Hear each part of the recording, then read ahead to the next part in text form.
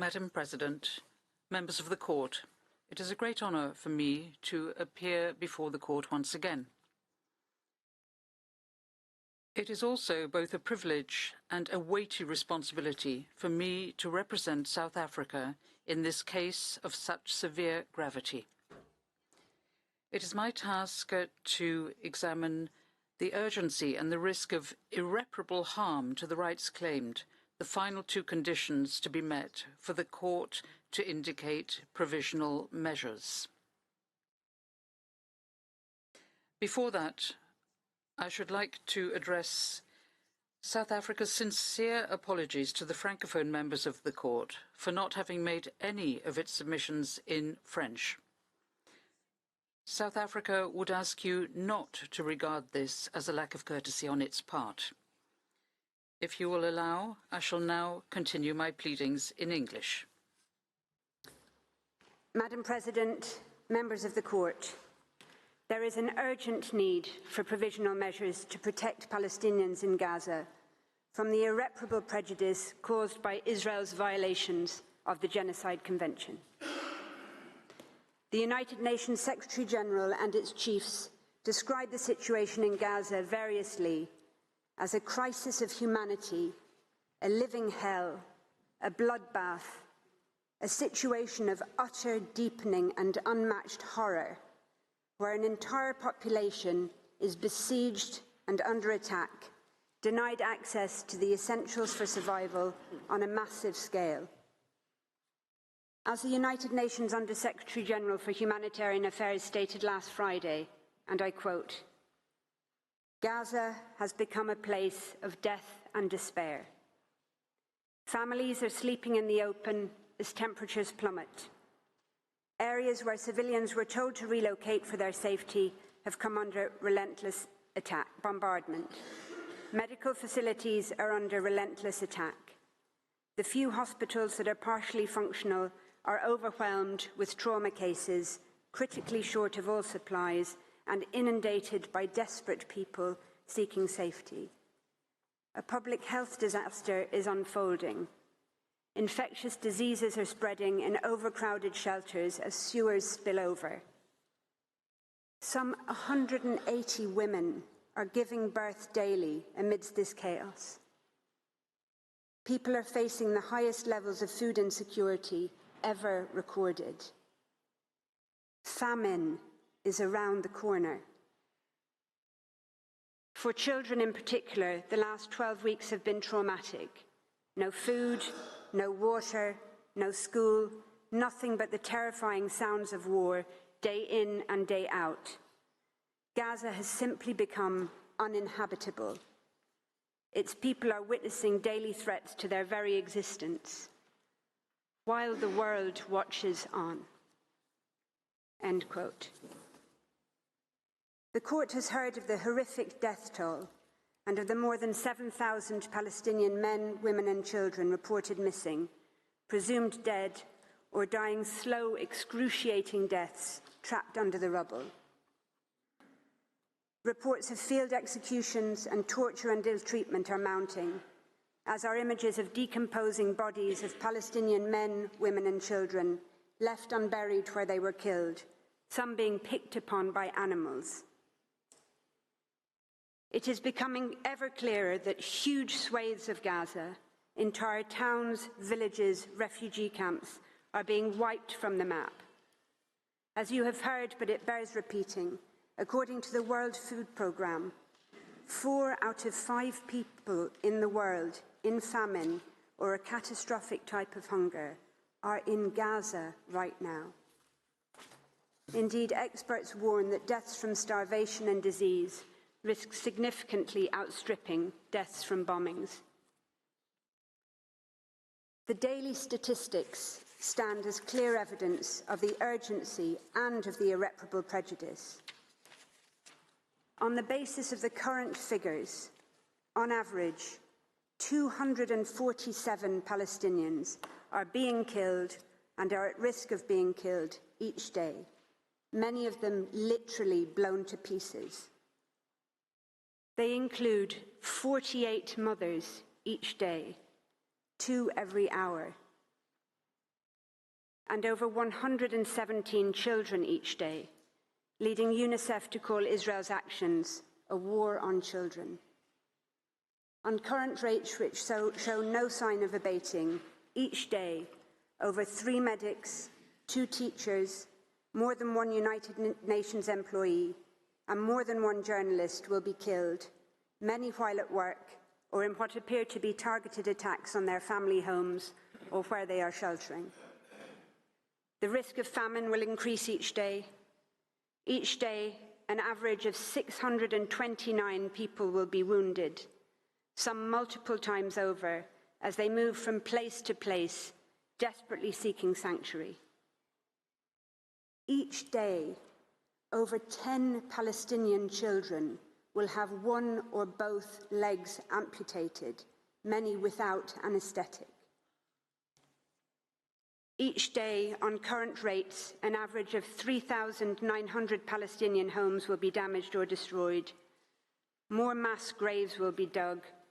More cemeteries will be bulldozed and bombed, and corpses violently exhumed, denying even the dead any dignity or peace. Each day, ambulances, hospitals, and medics will continue to be attacked and killed. The first responders who have spent 3 months without international assistance, trying to dig families out of the rubble with their bare hands, will continue to be targeted. On current figures, 1 will be killed almost every second day, sometimes in attacks launched against those attending the scene to rescue the wounded. Each day, yet more desperate people will be forced to relocate from where they are sheltering, or will be bombed in places where they have been told to evacuate to. Entire multi-generational families will be obliterated, and yet more Palestinian children will become WCNSF, Wounded Child, No Surviving Family, the terrible new acronym born out of Israel's genocidal assault on the Palestinian population in Gaza. There is an urgent need for provisional measures to prevent imminent, irreparable prejudice to the rights in issue in this case. There could not be a clearer or more compelling case. In the words of the Commissioner General of the United Nations Relief and Works Agency, there must be an end to the decimation of Gaza and of its people. Turning to the Court's case law, as the Court has recently reaffirmed, and I quote, "The condition of urgency is met when acts susceptible of causing irreparable prejudice can occur at any moment before the Court makes a final decision on the case," end quote. That is precisely the situation here. Any of those matters to which I have referred can and are occurring at any moment. United Nations Security Council resolutions demanding, quote, "the immediate, safe, unhindered delivery of humanitarian assistance at scale throughout Gaza and full, rapid, safe and unhindered humanitarian access," end quote, remain unimplemented. United Nations General Assembly resolutions calling for a humanitarian ceasefire have been ignored. The situation could not be more urgent. Since these proceedings were initiated on the 29th of December 2023 alone, an estimated over 1,703 Palestinians have been killed in Gaza and over 3,252 injured. As to the criterion of irreparable prejudice, for decades now, the Court has repeatedly found it to be satisfied in situations where serious risks arise to human life or to other fundamental rights. In the cases of Georgia, Russia, and Armenia, Azerbaijan, the Court ordered provisional measures, having found a serious risk of irreparable prejudice where hundreds of thousands of people had been forced from their homes. In ordering provisional measures in the latter case, the Court noted the context of, I quote, "the long-standing exposure of the population to a situation of vulnerability, including hindrances to the importation of essential goods, causing shortages of food, medicine, and other life-saving medical supplies," end quote. In Gaza, as you have heard, nearly 2 million people, over 85% of the population, have been repeatedly forced to flee their homes and shelters, not just once or twice, but some 3, 4 or more times over, into shrinking slivers of land where they continue to be bombed and killed. This is a population that Israel had already made vulnerable through 16 years of military blockade and crippling de-development. Today, Israel's hindrances to the import of food and essential items have brought Gaza to the brink of famine, with adults, mothers, fathers, grandparents regularly foregoing food for the day so that children can eat at least something. Medicine shortages and the lack of medical treatment, clean water and electricity are so great that large numbers of Palestinians are dying or are at imminent risk of dying preventable deaths. Cancer and other services have long shut down. Women are undergoing caesarean sections without anaesthetic in barely functioning hospitals, described as scenes from a horror movie, with many undergoing otherwise unnecessary hysterectomies in an attempt to save their lives. In the Canada-Syria torture case, the court made clear that, I quote, individuals subject to torture and other acts of cruel, inhuman or degrading treatment or punishment are at serious risk of irreparable prejudice. Well, Palestinians in Gaza are also at risk of such irreparable prejudice, with videos of Palestinian boys and men rounded up and stripped and degraded broadcast to the world, alongside footage of serious bodily harm and accounts of serious mental harm and humiliation. In Qatar, United Arab Emirates, the court considered provisional measures to be justified, having regard to the risk of irreparable prejudice deriving from factors such as people being forced to leave their places of residence without the possibility of return, the psychological distress of temporary or potentially ongoing separation from their families, and the harm associated with students being prevented from taking their exams.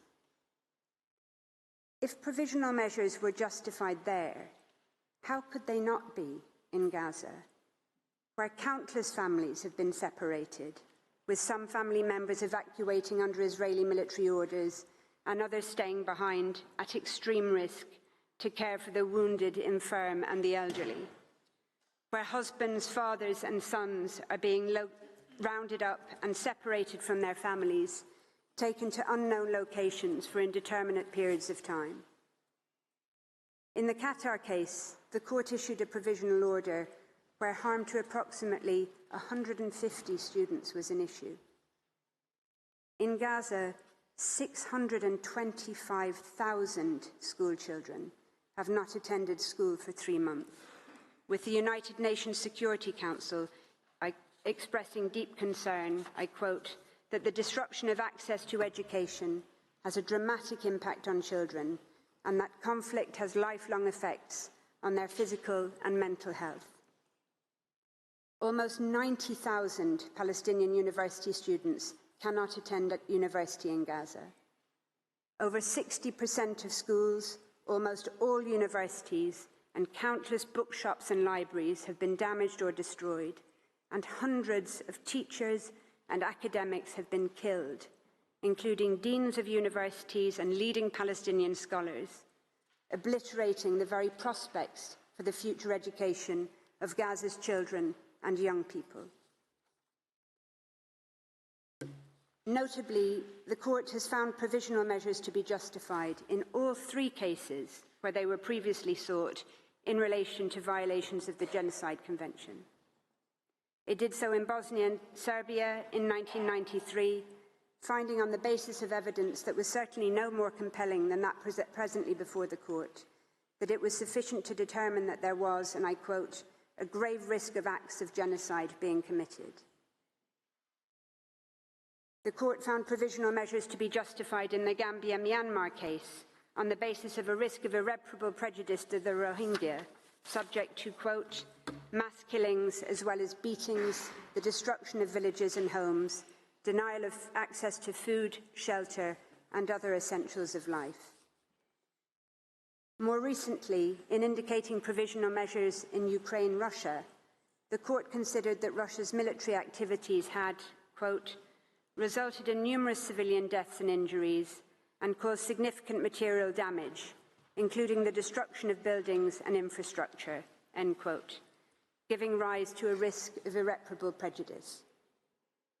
The court had regard to the fact that, quote, attacks are ongoing and are creating increasingly difficult living conditions for the civilian population, end quote, which it considered to be extremely vulnerable.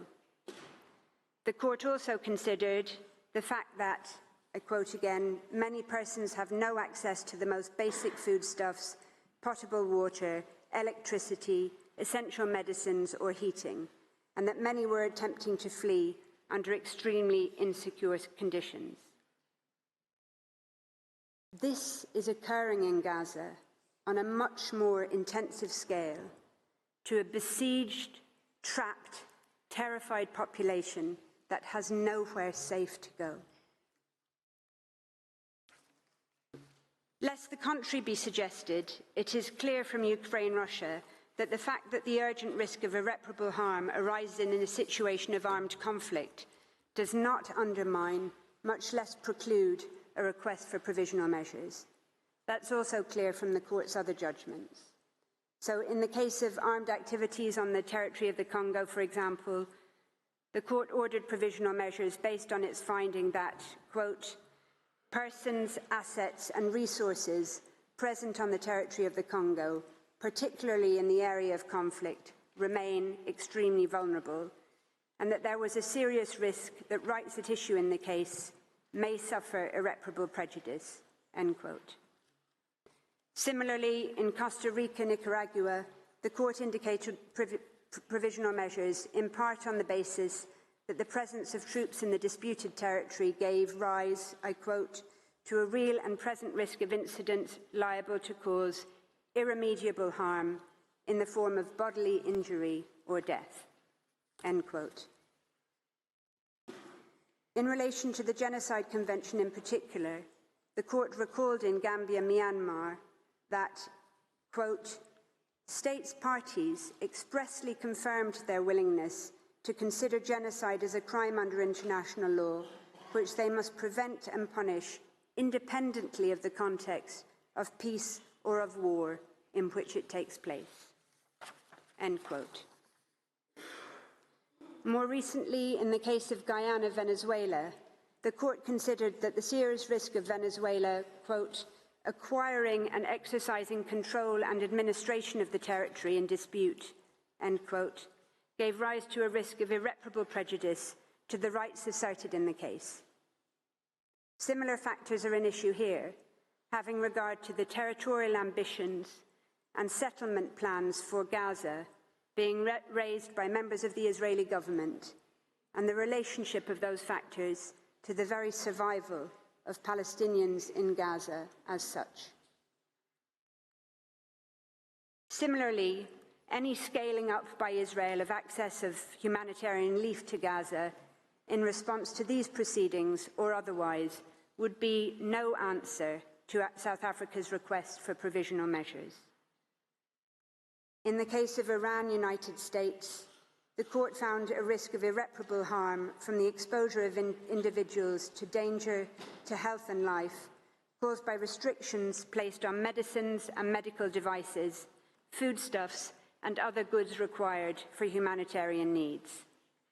That was notwithstanding the assurances offered by the United States for it to expedite the consideration of humanitarian issues, and notwithstanding the fact that essentials were in any event exempt from the United States sanctions. The court considered that the assurances were, I quote, not adequate to address fully the humanitarian and safety concerns raised, and that there remained a risk that measures adopted by the United States may entail irreparable consequences. In Armenia, Azerbaijan, unilateral undertakings to alleviate restrictions alongside the full resumption of humanitarian and commercial deliveries did not defeat requests for the indication of provisional measures. The court was clear that while contributing, quote, towards mitigating the imminent risk of irreparable prejudice resulting from the military operation, those developments did not remove the risk entirely. Indeed, in Georgia, Russia, the court made clear that it considers a serious risk to subsist where, quote, the situation is unstable and could rapidly change. The court considered, quote, given the ongoing tension and the absence of an overall settlement to the conflict in this region, populations also remain vulnerable, end quote. Israel continues to deny that it is responsible for the humanitarian crisis it has created, even as Gaza starves. The aid it has belatedly begun to allow in is wholly inadequate and does not come anywhere close to the average 500 trucks being permitted daily before October 2023, even under the blockade. Any unilateral undertakings Israel might seek to give about future aid would not remove the risk of irreparable prejudice, not least considering Israel's past and current conduct towards the Palestinian people, including the 16 years of brutal siege on Gaza. In any event, as the United Nations Secretary-General has made absolutely clear, it is a mistake to measure, quote, the effectiveness of the humanitarian operation in Gaza based on the number of trucks allowed in. As he stressed, I quote, the real problem is that the way Israel is conducting this offensive means that the conditions for the effective delivery of humanitarian aid no longer exist. That would require security, staff who can work in safety, logistical capacity, and the resumption of commercial activity. It requires electricity and steady communications. All of these remain absent, end quote. Indeed, only shortly after Israel opened the Kerem Shalom crossing to goods in late December 2023, it was struck in a drone attack, killing 5 Palestinians and leading to another temporary closure. Nowhere and nobody is safe. As the United Nations Secretary-General and all its chiefs have made clear, without a halt to Israel's military operations, crossings, aid convoys and humanitarian workers, like everyone and everything else in Gaza, remain at imminent risk of further irreparable prejudice. An unprecedented 148 United Nations staff have been killed to date. Without a halt to Israel's military activity in Gaza, there will be no end to the extreme situation facing Palestinian civilians. Madam President, members of the Court, if the indication of provisional measures was justified on the facts in those cases I have cited, how could it not be here, in a situation of much greater severity, where the imminent risk of irreparable harm is so much greater? How could they not be justified in a situation that humanitarian veterans from crises spanning as far back as the killing fields of Cambodia, people who, in the words of the United Nations Secretary-General, have seen everything, if they say it is so utterly unprecedented that they are out of words to describe it? It would be a complete departure from the long and established line of jurisprudence that this court has firmly established and recently reconfirmed for the court not to order provisional measures in this case. The imminent risk of death, harm and destruction that Palestinians in Gaza face today and that they risk every day during the pendency of these proceedings, on any view justifies, indeed compels, the indication of provisional measures. Some might say that the very reputation of international law, its ability and willingness to bind and to protect all people equally, hangs in the balance. But the Genocide Convention is about much more than legal precedent. It is also fundamentally about the confirmation and endorsement of elementary principles of morality. The Court recalled the 1946 General Assembly resolution on the crime of genocide, which made clear that, I quote, "Genocide is a denial of the right of existence of entire human groups, as homicide is the denial of the right to live of individual human beings. Such denial of the right of existence shocks the conscience of mankind, results in great losses to humanity in the form of cultural and other contributions represented by these human groups, and is contrary to moral law and to the spirit and aims of the United Nations," end quote. Notwithstanding the Genocide Convention's recognition of the need to rid the world of the odious scourge of genocide, the international community has repeatedly failed. It failed the people of Rwanda. It had failed the Bosnian people and the Rohingya, prompting this court to take action. It failed again by ignoring the early warnings of the grave risk of genocide to the Palestinian people, sounded by international experts since 19th of October of last year. The international community continues to fail the Palestinian people, despite the overt, dehumanizing, genocidal rhetoric by Israeli governmental and military officials, matched by the Israeli army's actions on the ground. Despite the horror of the genocide against the Palestinian people being live-streamed from Gaza to our mobile phones, computers, and television screens, the first genocide in history where its victims are broadcasting their own destruction in real time in the desperate, so far vain hope that the world might do something.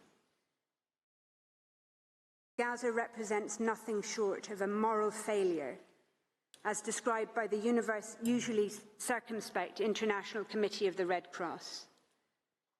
As underscored by United Nations chiefs, that failure has, I quote, repercussions not just for the people of Gaza, but for the generations to come who will never forget these over 90 days of hell and assaults on the most basic precepts of humanity. As stated by a United Nations spokesperson in Gaza last week, at the site of a hospital clearly marked with the symbol of the Red Crescent, where 5 Palestinians, including a 5-day-old baby, had just been killed. The world should be absolutely horrified. The world should be absolutely outraged. There is no safe space in Gaza, and the world should be ashamed. Madam President, members of the Court, in conclusion, I share with you 2 photographs. The first is of a whiteboard at a hospital in northern Gaza, one of the many Palestinian hospitals targeted, besieged and bombed by Israel over the course of the past 3 brutal months. The whiteboard is wiped clean of no longer possible surgical cases, leaving only a handwritten message by a Médecins Sans Frontières doctor, which reads, "We did what we could. Remember us." The second photograph is of the same whiteboard after an Israeli strike on the hospital on the 21st of November that killed the author of the message, Dr. Mahmoud Abu Nujayla, along with 2 of his colleagues. Just over a month later, in a powerful sermon delivered from a church in Bethlehem on Christmas Day, the same day Israel had killed 250 Palestinians, including at least 86 people, many from the same family, massacred in a single strike on Maghazi refugee camp. Palestinian pastor Mundhir Ishaq addressed his congregation and the world, and he said, and I quote, "Gaza as we know it no longer exists. This is an annihilation.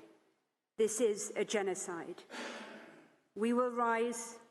We will stand up again from the midst of destruction, as we have always done as Palestinians, though this is by far maybe the biggest blow we have received. But he said, no apologies will be accepted after the genocide. What has been done has been done. I want you to look in the mirror and ask, where was I when Gaza was going through a genocide? South Africa is here before this court in the Peace Palace. It has done what it could. It is doing what it can by initiating these proceedings, by seeking interim measures against itself as well as against Israel. South Africa now respectfully and humbly calls on this honourable court to do what is in its power to do, to indicate the provisional measures that are so urgently required to prevent further irreparable harm to the Palestinian people in Gaza, whose hopes, including for their very survival, are now vested in this court.